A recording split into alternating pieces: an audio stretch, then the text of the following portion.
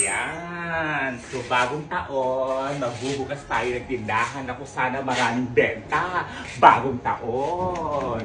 Ayan, more benta to come. Ngayong bagong taon. Ako sana maraming benta. Ay, Happy New Year! Ay, Happy New Year po. Kamusta po ang New Year ninyo? Ay, okay naman. Kompleto Okay kami naman. mga pamilya. Ay, Happy New Year. Ay, ano nga pala, may paninda kayong noodles? Ano po? Noodles na chicken? Ay, meron po. Sandali lang po. Ah, sige.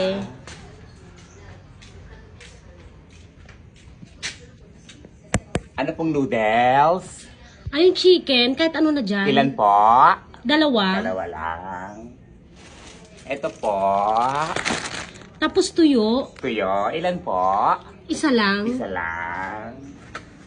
Katuwa naman. Buhay naman. Ano, bagong taon. Tapos ano nga pala, surf powder, Surf kahit ano na dyan. Powder po na. Ilan po? Isa. Isa lang. Ayan. Grabe naman itong buhay naman na to.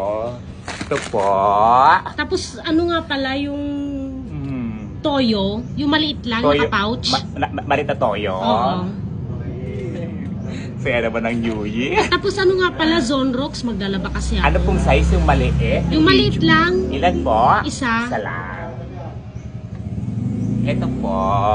Tapos ano nga pala, kape yung 25 grams. 25 grams na kape. Ilan po? Isa lang din. Isa lang.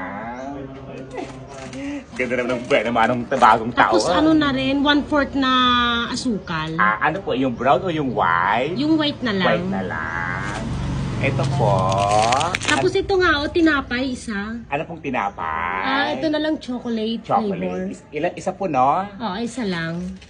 Ito po. Tapos ano nga pala, pansit canton, paborito kasi ng anak ko yun. Pansit canton. Ano pong pansit canton? Yung chili mansi. Chili mansi. Ilan po? Isa lang. Isa lang. Chili mansi. Ayan. Ano pa po? Tapos ano, sardinas pala. Sardinas po na. Ihalo ko sa ano, sa sitaw. Sitaw. Ano pong sardinas? Yung maanghang po ba o hindi po? Hindi, yung green. Green. Ilan po? Isa lang din. Isa lang. Ito po.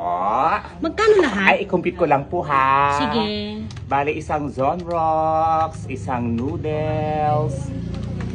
Ay, dalawa palang noodles in Marino. Isang sardinas, isang toyo na maliit, isang pansit canton, asukal na puti, tuyo,